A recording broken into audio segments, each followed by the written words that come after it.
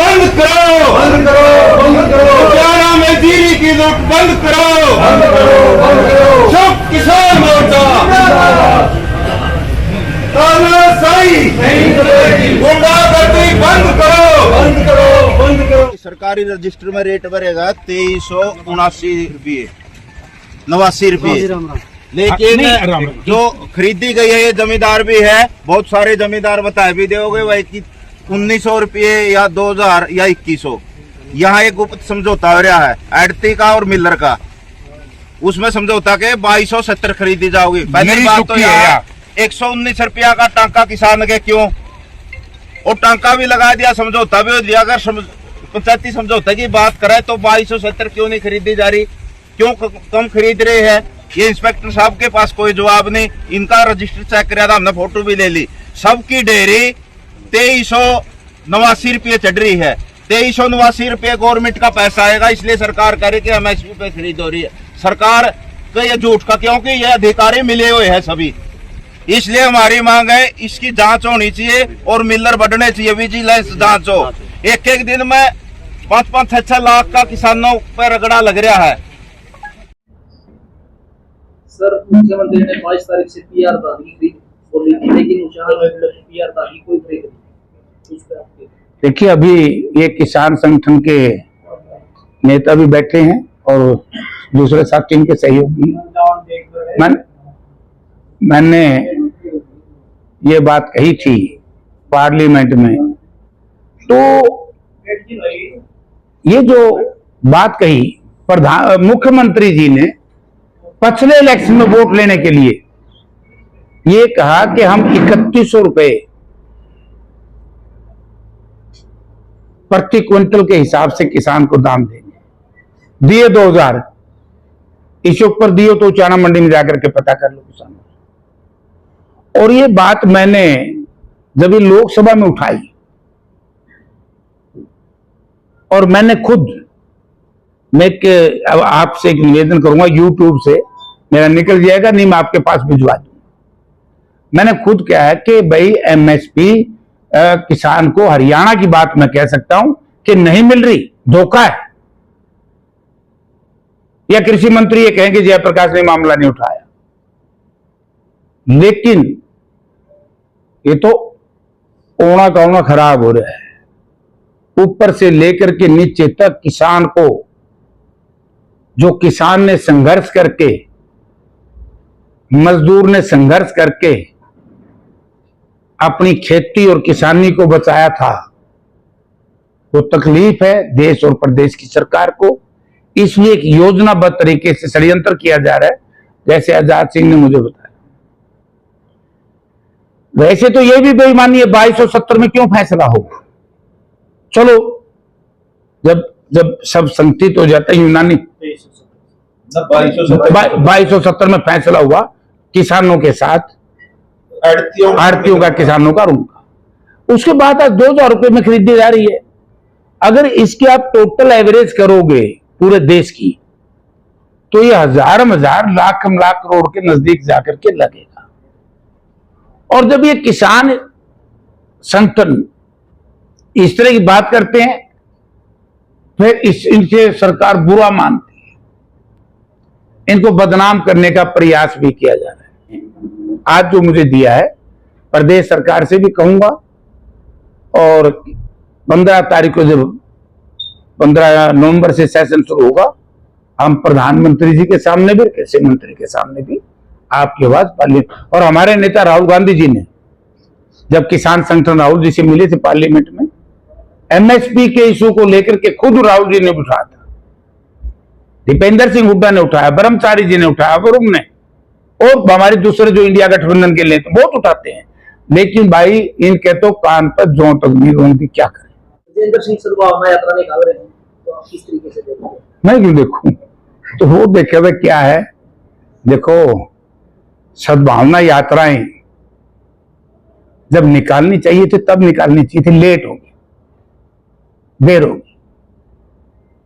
हरियाणा में सद्भावना यात्रा उस वक्त निकलनी चाहिए थी, कोई नेता निकालता, मैं उसका स्वागत करता, और अच्छा होता उसको बीजेपी का नेता निकालता, आप लोगों ने सोचा भी नहीं होगा मैं क्या कहूंगा। जब हमारे 35-36 2016 में नौजवान शहीद हुए थे, समाज में बीजेपी ने प्लांट स्कीम से योजनाबद्ध तरीके से जहर भर दिया था। उस वक्त जरूरत थी, और उस वक्त भारतीय जनता पार्टी के 2016 का समय आपको याद होगा, जब मैं असेंबली में लड़ रहा था, आप मेरी तकरीर निकालना असेंबली की, जब एक वर्ग को गालियां दी जा रही थी बीजेपी की तरफ से, हमारे नौजवान बच्चों को मारा जा रहा था पुलिस की तरफ से, और पूरा हरियाणा शांति चाहता था, हर वर्ग शांति चाहता था। लोगों ने तो आपस में मिलकर करी। उस वक्त बीजेपी के लोगों ने ये यात्रा निकालनी चाहिए थी। उस वक्त ये लोग बीजेपी के लोग जो थे उस वक्त तो बोले नहीं। फिर 730 किसानों की सियादत हुई, 3 किसान विरोधी कानूनों पे उस वक्त भी निकालनी चाहिए। उस वक्त कई साथियों ने तो, अजय चौटाला ने तो शायद यही कह दिया कि पार्लियामेंट तो कानून बनाने के लिए होती है। को तो हमने अनुसंधान आ गया वह कानून सही है, को मोटरसाइकिल पे आ गया तो को ट्रैक्टर में चढ़ के आ गया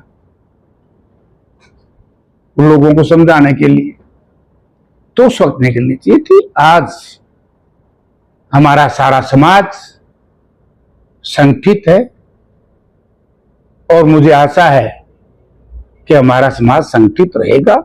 और मेरे हिसाब से, क्योंकि मैं मेंबर पार्लियामेंट हूं, मेरे पार्लियामेंट क्षेत्र में तो मुझे तो कोई आवाज अभी तक को संदेश पार्टी प्रदेश कांग्रेस कमेटी ने तो को दिया नहीं।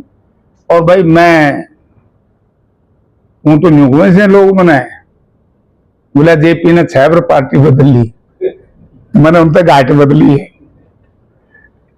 और मैं ये चोरी से बात नहीं कहता, इसीलिए पीछे कांग्रेस पार्टी कमजोर रही थी